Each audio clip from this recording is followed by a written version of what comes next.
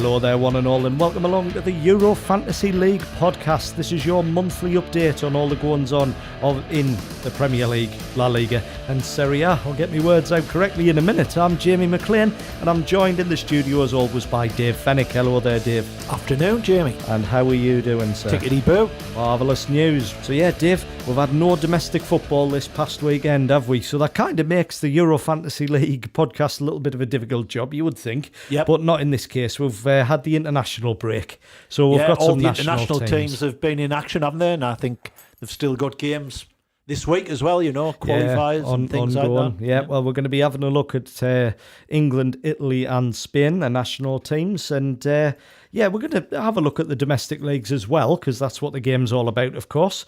And just see how things are getting on there. So I think we'll just dive straight into it, Dave, if that's all right with you. That's fine. We're going to start at the Premier League. Start at home. Have you got the sun in your eyes there? I have, a little bit. Yeah, I just nice, though, isn't it? I'm not complaining. No, it's a beautiful day. Beautiful day. We should have thought about doing this in the garden, actually. Yeah. So the Premier League, Dave, we'll get cracking on. So England, they're going to Montenegro this evening at the time of recording. By the time this episode lands, it will be in the books, but we don't know what's happened. But they beat the Czech Republic 5-0 on Friday night. That's a pretty good result for Garrett's men, isn't it? It is, but Czech Republic have had quite a decent team over the years, but I thought they were absolutely appalling on Friday night. They didn't look the best. It's a case of England fans getting carried away again. And I think any decent side that they'll meet in the latter stages of tournaments would get in behind that defence. Quality forwards, no problem. And midfielders running from deep would get in behind that defence and England would come unstuck. But they played well going forward, but I thought the Czechs were absolutely garbage. Yeah, they didn't have the best heads on, did they, on the evening? No. I've also got to say, you really know me quite well when you said about how the Czech Republic have had a decent team over the years. I was waiting for you to come up with the decent opposition argument, and the best I could come up with was Euro 96. They got to the final. Yeah. I don't know what's happened to Czech football, but they were appalling the other night. Well, it was basically like attack v defence, apart from at the beginning of the second half, Czechoslovakia had two chances which a better team would have taken. Yeah. So it would have been 2-2. It's, international, football in general, I suppose, is quite cyclical. You wonder if the Czech Republic are just having a little bit of the lull before another generation will come through. I mean, look at what's happened with Italy. Yeah. I know we'll get to them in a bit. But I just thought that last goal, the own goal, just summed it up, basically. Yeah, I thought it was quite a fitting end, wasn't it?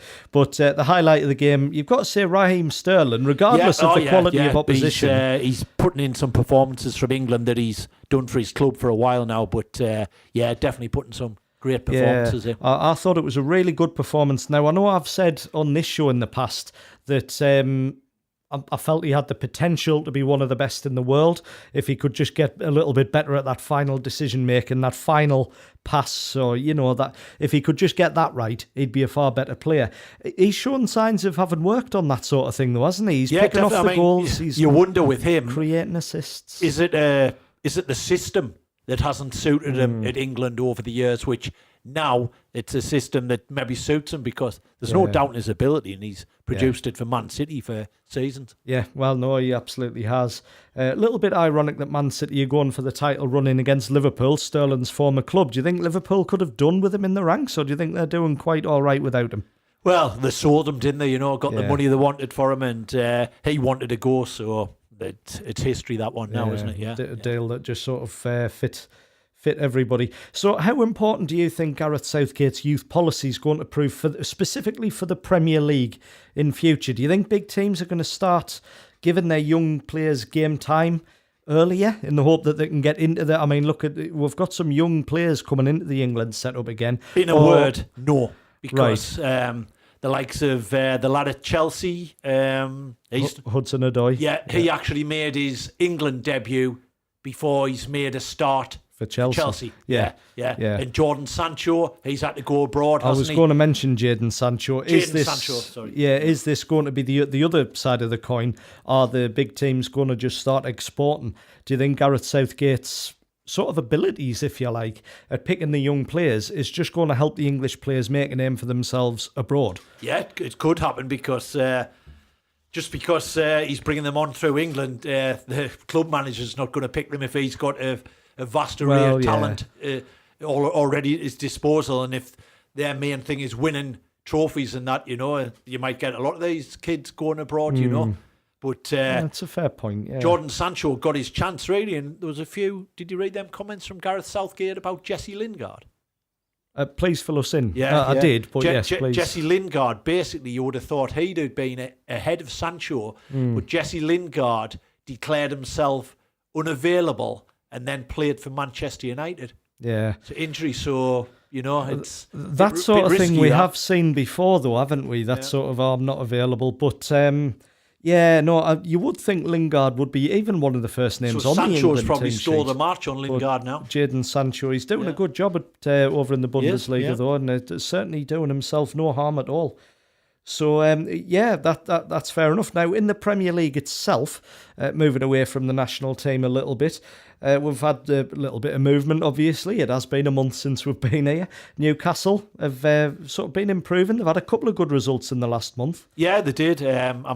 I didn't think they would ever go down with the teams that are in the Premier League near the bottom, and I think Fulham and Huddersfield are gone, and I think it's one other, and it won't be Newcastle. I think they've sort of all but assured their place in the Premier League next season, but all you can say next season is them trying to avoid relegation again. Yeah, that's the thing, especially if they can keep hold of Rafa Benitez, but then again, with the owner in charge, we've seen ourselves at Sunderland, if an owner's in charge that doesn't have the club's best interest at heart, it doesn't exactly bode well long term. But I thought that comeback against Everton was remarkable, really. And do you wonder if Jordan Pickford maybe got a little bit ahead of himself? Got caught up in it all, didn't he? The Sunderland Newcastle thing. But then he produced a really good performance the week after against Chelsea. He did. He's a good goalkeeper. I think he's just so keen to do things. Sometimes he's just got to relax. He wants to be involved in the game when he shouldn't be involved in the game. He's wanting to do everything, but that'll come in age. He's still, 24, 25? He's still a baby, really, as a goalkeeper. But and I think Gareth Southgate showed faith in him by picking him for England, and he didn't let anyone down. Yeah, no, I think it's quite clear now with the benefit of hindsight, Southgate probably made the right choice as far as. Because ahead of the World Cup, you had Nick Pope in contention, Tom Heaton. Yeah, Tom Heaton's back fit, Jordan Pickford. Tom Heaton's just back. I think Pope's out. The way Southgate likes to play, I think it's Pickford. It's his distribution. His distribution has always been incredible, though. Yeah. We've seen that since he first broke into the first team, didn't we? Yeah. So, there we go. So, what should we just have a little look? We'll have a quick chat about the Premier League title run-in as well while we're here. We touched on it before. Man City, Liverpool. Are you still backing City to go all the way? Still backing City, yeah. I'm starting to lean towards that, even though I think Liverpool are putting up a much better fight than anyone thought they would do. But I'm starting to agree now. I think City might just sort of trot away with that one. So we're going to have a look at the top 10 Premier League players so far this season. So rather than talking about the players that have done particularly well the previous weekend or two, we're going to do a season catch-up on it, really. And the top two, there's something quite noticeable about this list of top 10. Liverpool and City. Well, we'll get to that. You might have just hit the nail on the head.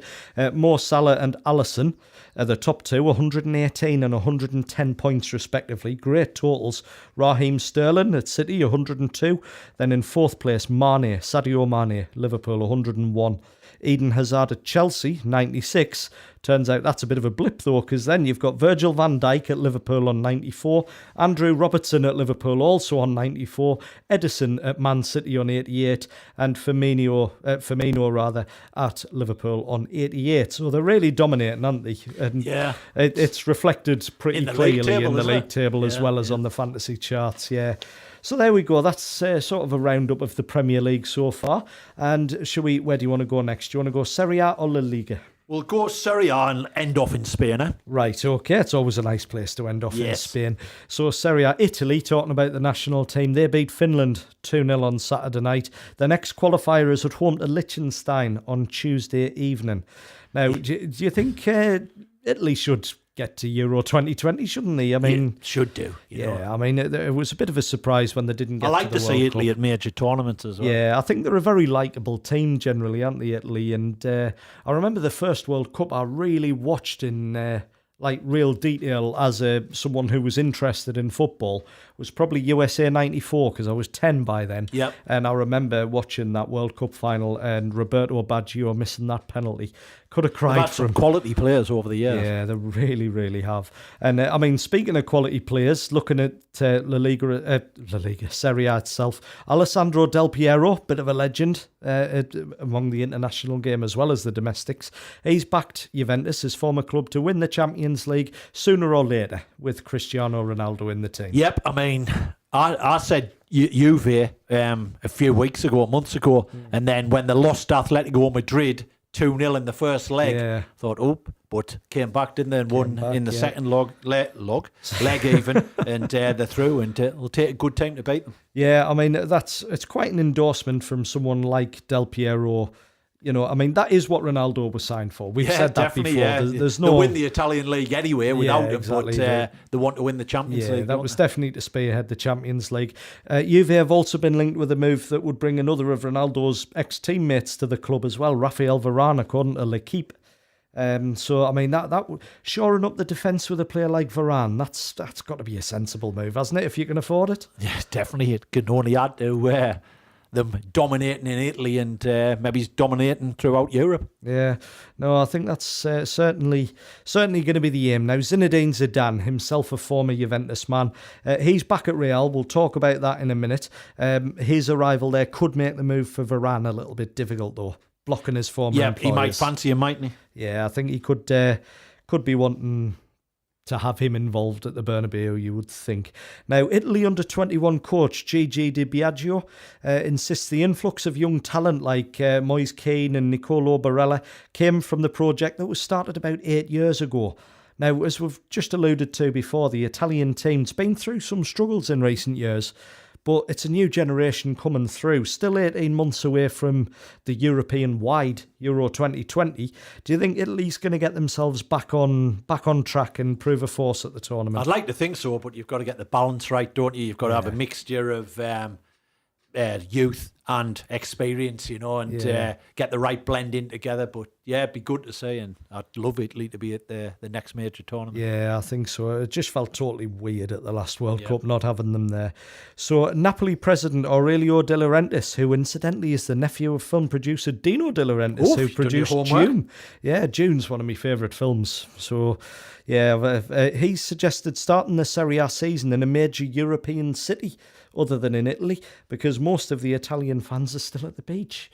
Right. So what do you think? Take Serie A abroad? It's something that's been mooted for just about every big sport. I know, like the American footballs come to London and places like that in different sports, but I don't know really. I mean, would the fans, all right, you're saying the fans are on the beach, but they still get relatively you would good think attendances still a for decent the first games of the season, don't they? I think it's largely going to be a move that's going to try and raise the Serie A awareness and the make profile. Him a few quid. Yeah, quite possibly, I would think. Yeah. But I'd be all for watching a start to Serie A at Sunderland. Yeah, yeah, absolutely. Yeah. I mean, I quite like... And you could double up there because there is a beach at Sunderland. There is. So, there very you go. Nice beach, so, unspoiled. So you could have the fans on the beach and at the game.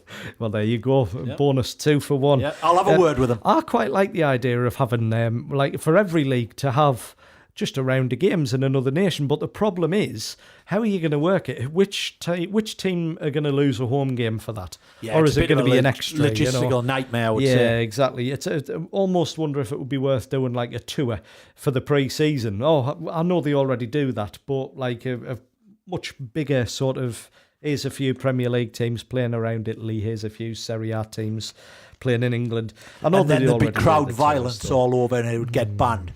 Anyway, moving on. That is the risk.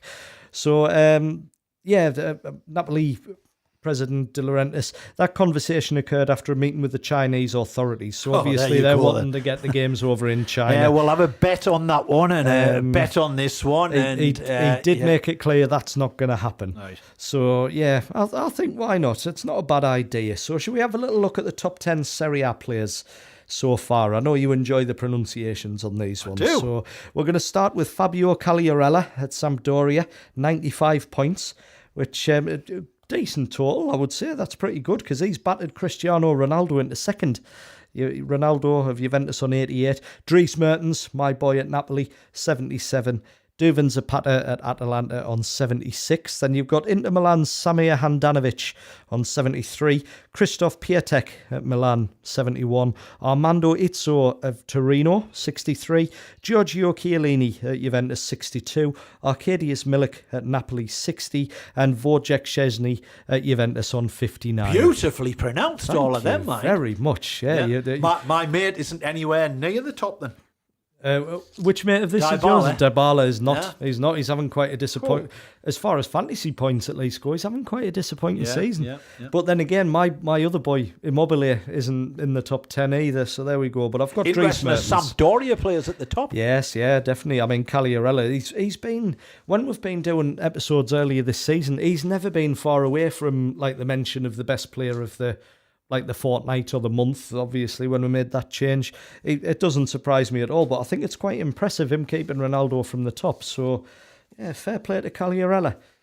Okay, so shall we head off for a quick break, Dave? Then we'll come back, we'll do La Liga and get things wrapped up for March.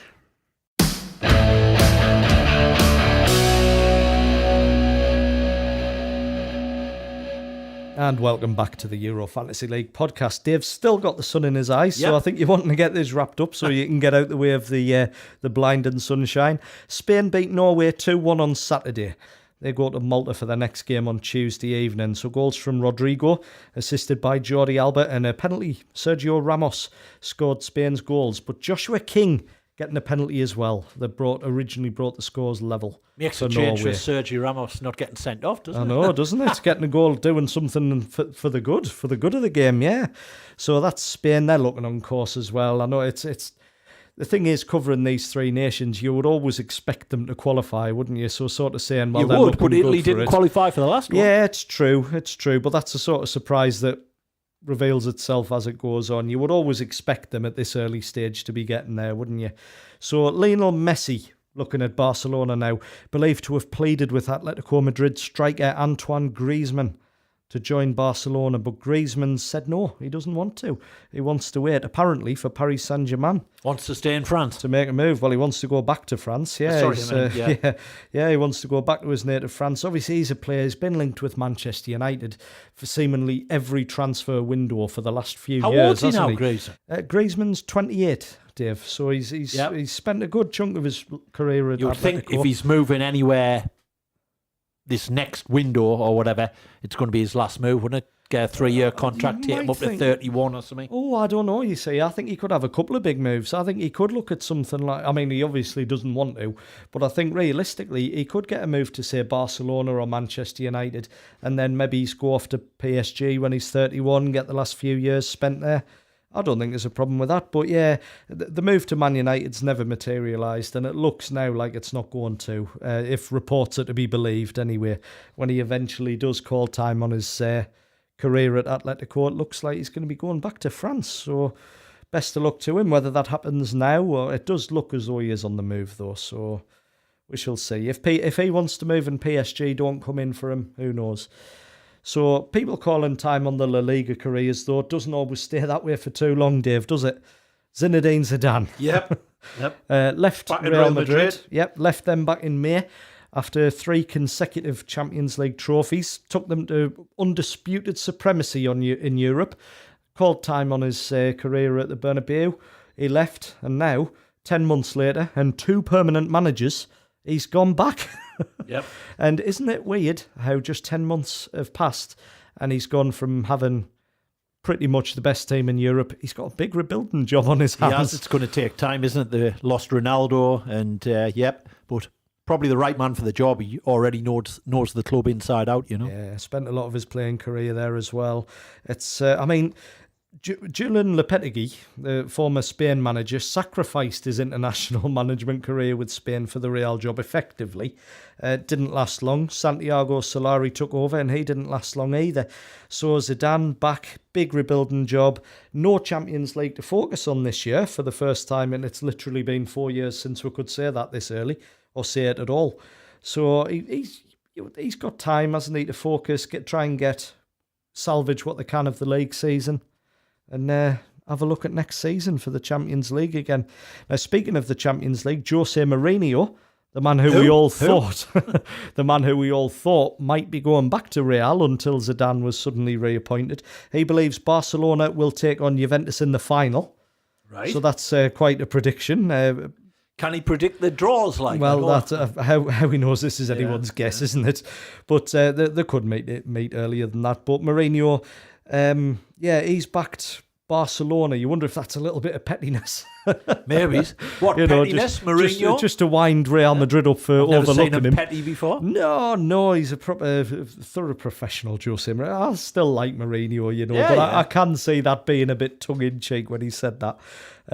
Not that it's a bad shout, of course, but to specifically target Barcelona as your choice. So, yeah, there we go. So, La Liga, things at the top still looking very similar. Barcelona walking away with it. Yep. I mean, how many points are they clear now? They're 10 points clear at the minute, Dave. Right. So 10 points clear of Atletico Madrid. It's theirs to lose then, isn't it? Yeah, they're 12 ahead of Real Madrid. It is very much theirs to lose. I mean, 10 games left. You're going to go through the best players individually, and I bet I can guess who's at the top. Go on then, who do you think's at the top? Old friend Messi. Messi, that's good. Well, do you fancy having a guess at the whole top 10 then? So you got Messi, Messi of Barcelona on 143, dominating again. Jan Oblak, sorry, I think my microphone went off there.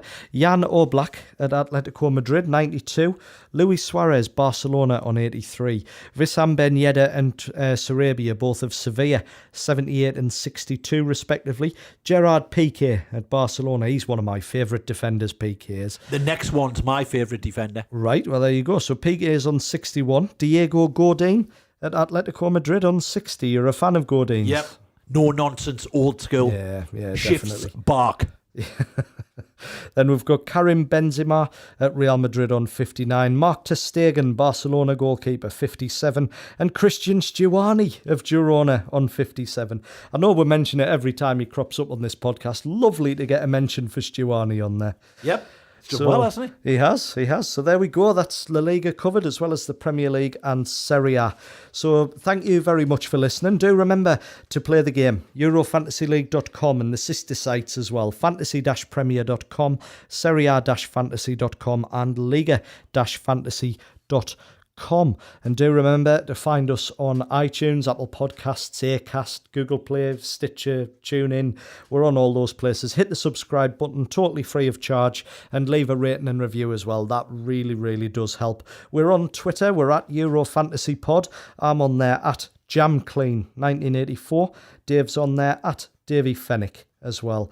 So yes, thank you very much for listening once again. That wraps up the March catch-up, and we'll be back last week of April. I think would be the safe bet, wouldn't it, Dave? That's when we're thinking. Yep. So we'll be back at sort of the same time in April, and hopefully we're going to have a very special guest on with us as well to talk about what happens in Serie A between now and then. So we'll save the name for a bit nearer the time, but until then, thank you again.